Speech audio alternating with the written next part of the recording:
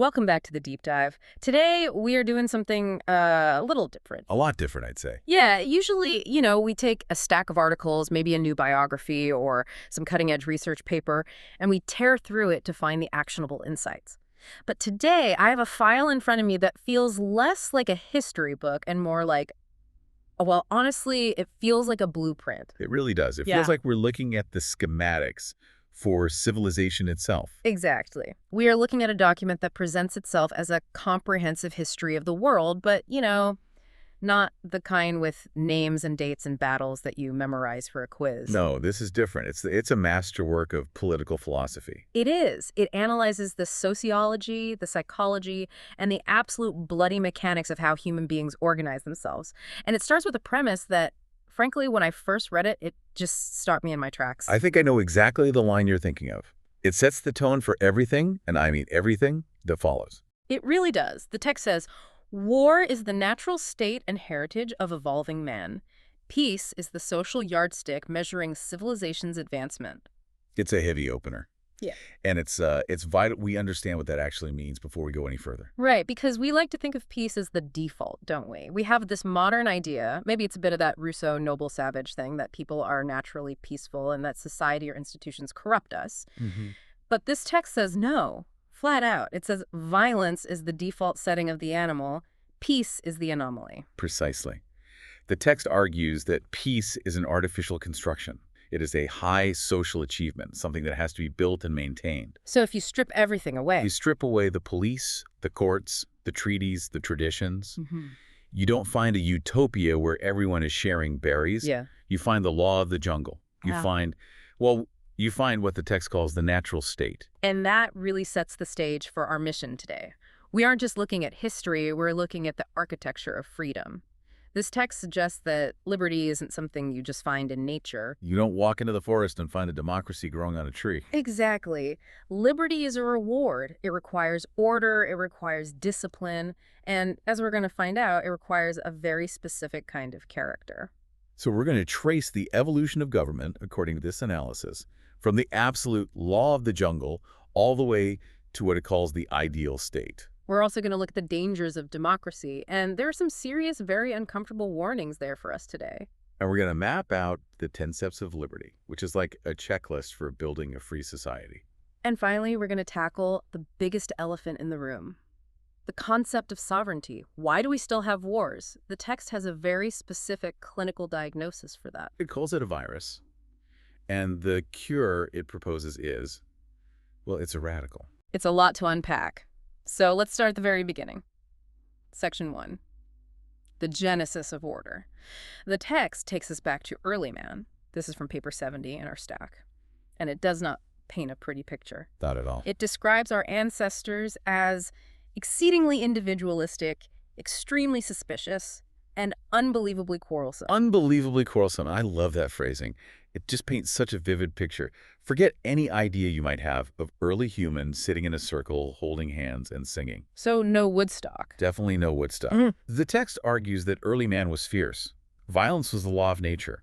If you and I were early humans and we met in a clearing, the automatic reaction wasn't a handshake. It was hostility. It was suspicion. Is he going to take my food? Is he going to kill me? Peace, it says, is not natural. It is an acquired social trait. You have to learn it. Okay, so if that's the baseline, two guys trying to kill each other in a clearing, how do you get from that to a village? I mean, how do you get to a society where we aren't constantly looking over our shoulder? The text argues that the bridge, the thing that forced us together, was war. War. That seems completely counterintuitive. We think of war as the thing that destroys society. Yes, and in the modern world, it absolutely does. But this is one of the most controversial but logically sound points in the analysis. It argues that war had a massive social value in early history. Social value, how? Think about it. You have these arrogant, individualistic savages who refuse to cooperate. They won't listen to reason. They won't share. What could possibly make them work together? I guess a common enemy. A common enemy that threatens to wipe them all out. Nothing short of the threat of total annihilation could force them to get together. War was the pressure cooker. I see. It served as a school of experience. That's the phrase it uses. Exactly. It forced these arrogant individuals to submit to authority for the sake of survival. The text used this great analogy. War is strong medicine. Strong medicine, meaning it cures the disease. Right. The disease is social disorder, individualism run rampant. War can cure that because it enforces discipline, it enforces organization. If the tribe across the river is coming to kill us, we stop arguing about who gets the best rock to sit on. We get in line. We follow the leader. We follow the leader. But the text continues the analogy. Like any strong medicine, if you keep taking it when you aren't sick or the dose is too high, It kills the patient. it destroys society. But in the beginning, it was essential. It selected for strong leadership. It forced cooperation. You know, that phrase, "in union there is strength," wasn't just a slogan on a poster. It was the only way to not die. Okay, so war forces us into groups. The text then traces the evolution of these social units. We start with the most basic form, which it calls the horde. Which is basically a mob. It's pre-social, might makes right. No structure, just the strongest guy taking what he wants when he wants it. But that's not stable. So from there, we get the family or the clan. Right, and that's held together by blood ties. No. This is the first political unit. There's a reason not to just kill the person next to you. You don't kill him because he's your cousin. Exactly. There's a rudimentary obligation there. And then, when clans team up, you get the tribe. And the text says the tribe is the first true political body. Yes, because it's usually a union of clans, often formed specifically for war. But here's where it gets really interesting sociologically. How do you rule a tribe? How do you get these suspicious, violent people to actually listen to one person? That seems like a huge leap. It is. The text posits that effective rule only came with a chief or a king, and it makes this crucial distinction that I think is so important. Man found that government works by conferring power on a personality, not by endowing an idea. That's a key psychological insight. You can't tell a caveman to follow the Constitution. It's too abstract. He doesn't understand due process. Exactly. He needs a guy, a Yeah. person. He needs someone who either scares him or impresses him. This leads to the concept that text discusses of the fetish king. The fetish king. That sounded almost magical in the text. Can you explain that term? What does it mean? It helps to try and get into the mindset of early man. These early kings, they weren't just politicians. They were seen as having supernatural or divine rights. They were often kept in seclusion, away from the common people. So you couldn't just walk up and talk to them? Absolutely not. This mystery, this aura of power, this fear, it created the first real stability. The text argues that the fear of the king superseded the fear of your neighbor. So the king becomes a sort of a super parent. I might want to steal your goat, but I'm terrified the divine king will curse my family or have his guards cut my head off. Precisely.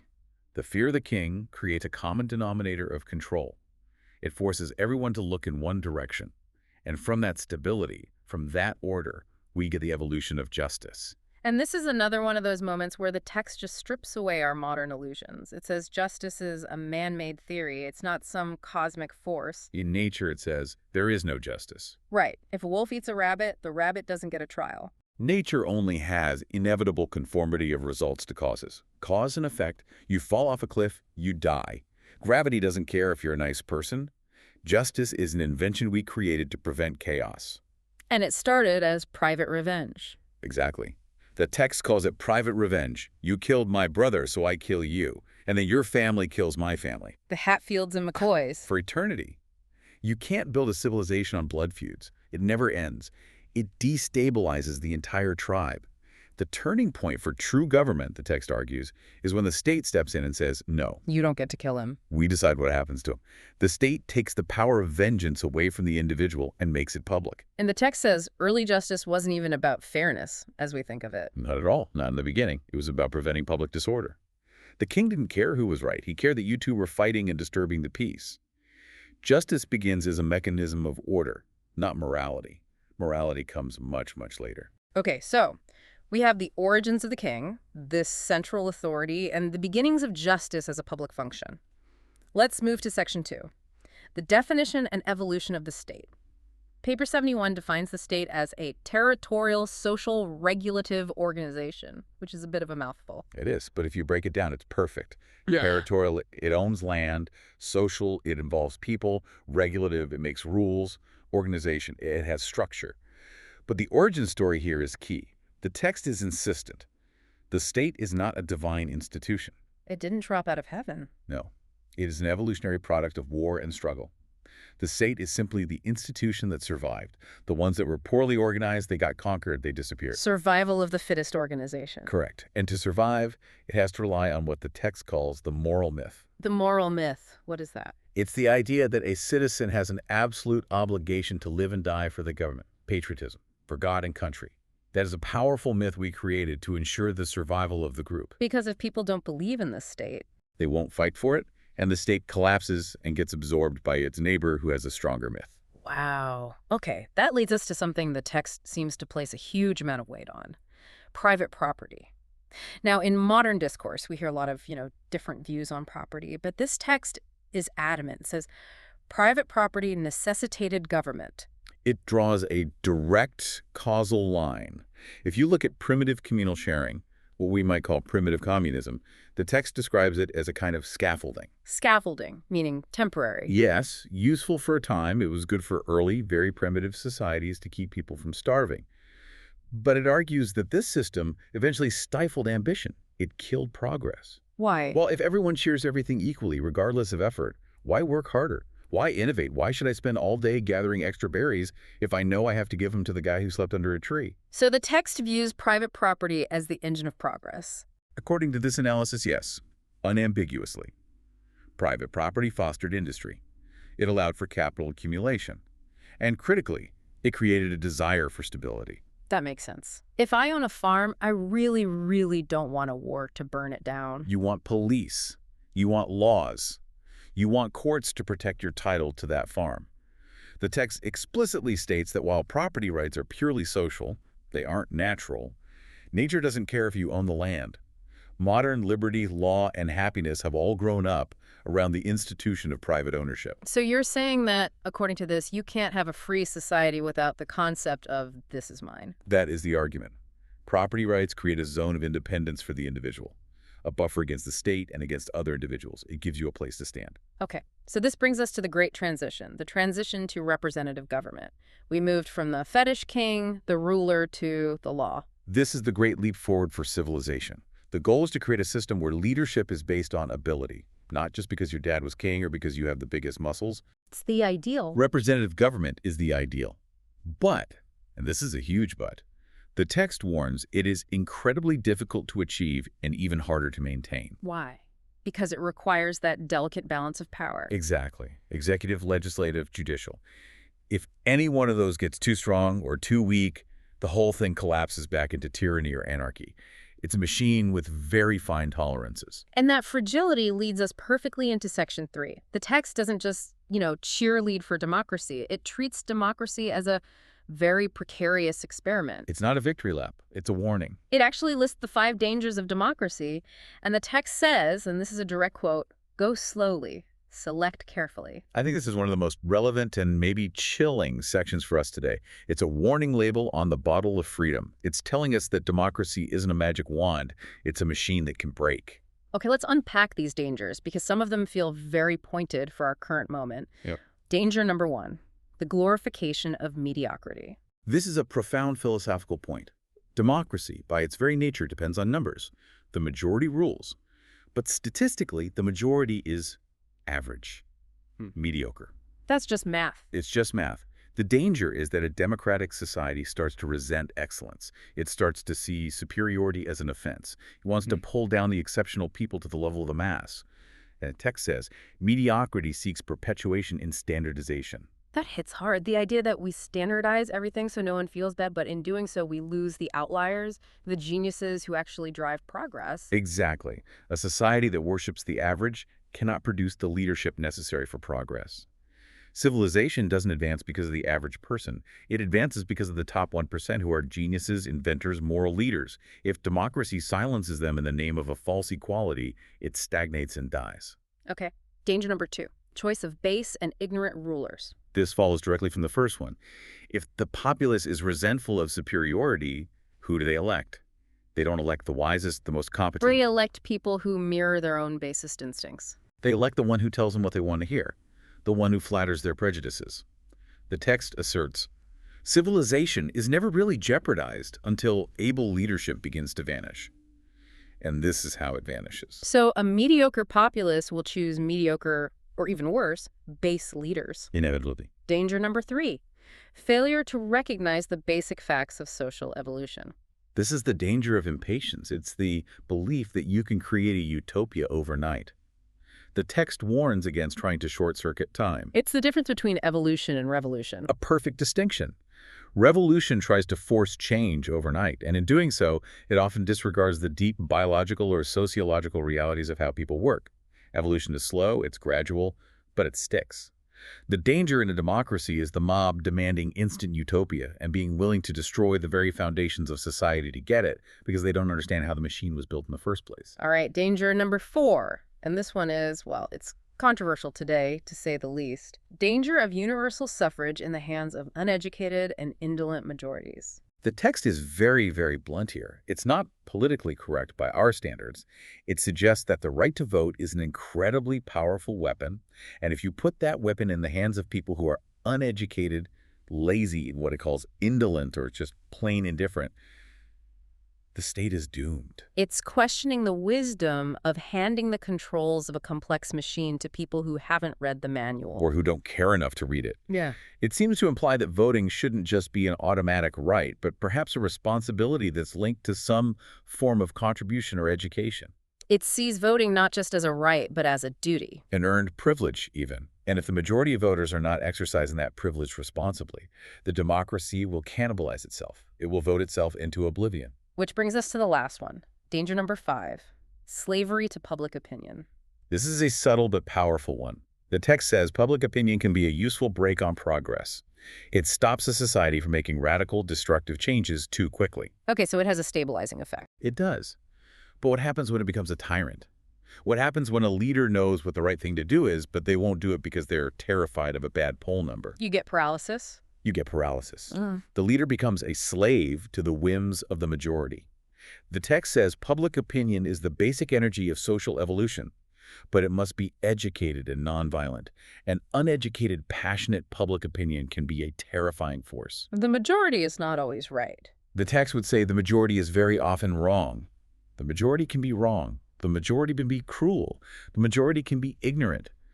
Democracy is a mechanism for peaceful change of government, but it is not a guarantee of truth. Truth isn't a popularity contest. So if those are the dangers, mediocrity, bad leaders, impatience, ignorance, mob rule, it sounds pretty bleak.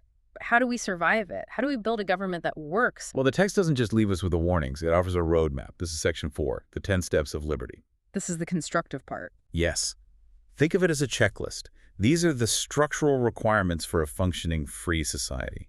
If you're missing one of these, the building starts to lean. Let's run through them. The first 4 seem like the foundational basics. Step 1, freedom of the person. Basic, but essential. The abolition of slavery and serfdom. You cannot have a free state that is built on the backs of unfree people. That's non-negotiable. Step 2, freedom of the mind. Education. And notice the very careful phrasing in the text. Unless a free people are educated, freedom usually does more harm than good. That connects directly back to the dangers we just discussed. What's the antidote? An uneducated free man is a danger to himself and to everyone else. Step 3, the reign of law. This is the move from the whims of rulers, off with his head because I'm grumpy today, to legislative enactments. The rules are written down, they are known, and they apply to everyone, even the rulers. Step 4, freedom of speech. Absolutely essential. You cannot have a representative government if you can't speak your mind, if you can't criticize the government without fear. You need that marketplace of ideas, even the bad ones. Okay, so those are the foundations. Then we get into participation and power. Step 5, security of property. We touched on this earlier, but it's a step of liberty. The right to use, to sell, and to bequeath property. The text says this is fundamental to the human craving for independence. If the state owns everything, the state owns you. Step 6, the right of petition. And step 7, the right to rule. What's the difference? Petition means you can complain and you have a right to be heard. It's the right to go to the government and say, this is wrong. The right to rule is a step beyond that. It means you can actually participate in the management of the government. It's not just for a special caste of nobles or priests. Okay, now we get to the advanced criteria. This seems to be the crux of the argument. Step 8, universal suffrage. Yes, but notice the huge caveat the text puts on it. It admits this is a step, But it implies that as civilization advances, suffrage might need to be modified, regrouped, or otherwise differentiated. Meaning, what, maybe weighted voting? Or you have to pass a test to vote. The text hints at potential future systems where voting power might be linked to contribution, to education, perhaps to family status or civic responsibility. It's the idea that while everyone has a voice, the voice of wisdom should perhaps carry more weight than the voice of ignorance. That is a direct challenge to our modern one person, one vote absolute. It is, but it's entirely consistent with the text's overall emphasis on competence over sheer quantity. Okay. Step 9. Control of public servants. This is the crucial realization that in a republic, the government works for us. We aren't their subjects, they are our servants. And the citizenry must have effective techniques to guide and control those in office. Recalls, referendums, transparency. And finally, step 10. The text calls this the pinnacle, the highest achievement, intelligent and trained representation. This is where the text really pushes us into the future.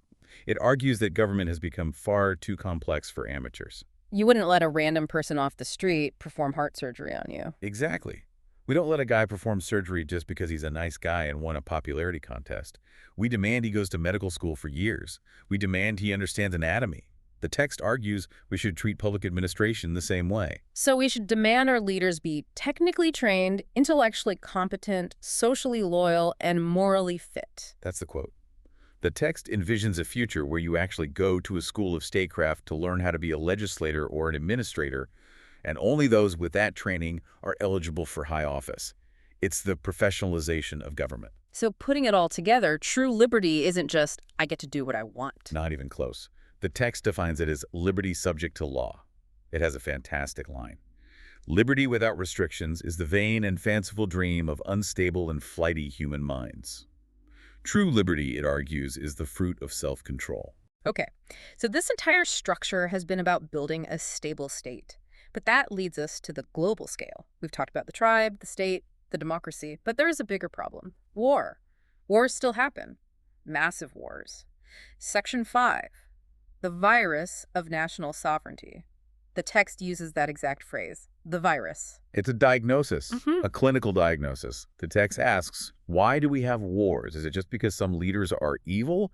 No, that's too simple. It says war is a symptom. The real disease is national sovereignty. Explain that concept. How is sovereignty a disease? We're taught to see it as a good thing. It's a good thing for internal order, but on the global stage, it's poison. As long as a nation, let's say nation A, believes it has the absolute sovereign right to do whatever it wants, without answering to any higher power, war is inevitable. Why inevitable? Because eventually nation A's right to do something will collide with nation B's right to do something else. And since there is no judge, no court, no police force above them, what's the only way to settle the dispute? They fight. They fight. It's international anarchy. It's the law of the jungle applied to nations. Precisely. Inside the country, you have laws to stop me from killing you over a property dispute. But between countries, it's still the Wild West. The text argues there is no end to political evolution short of the government of all mankind. A world government. And it uses a very specific analogy from American history to prove this point. It does. It points to the 48 states referencing the U.S. context at the time of its writing. It asks you to think about New York and Pennsylvania. They are neighbors. They have different economic interests. They have different populations. Why did they not go to war with each other? Because they're part of the United States. They can't. And why can't they? It's because they surrendered their sovereignty, specifically their right to make war and conduct foreign policy to a federal government.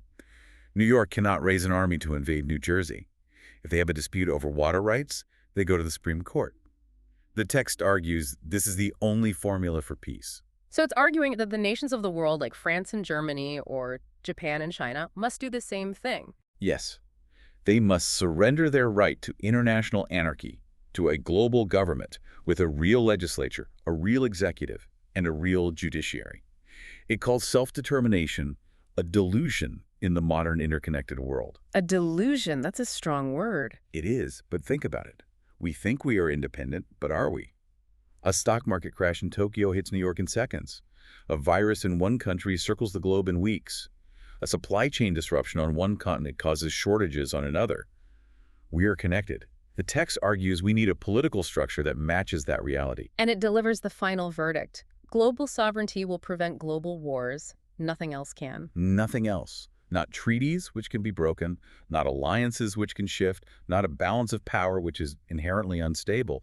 As long as nations retain the ultimate right to say no to a global law and go to war, they will eventually do so. And the text gives a really stark warning about technology here. It does. It basically says that our scientific progress has outpaced our political evolution.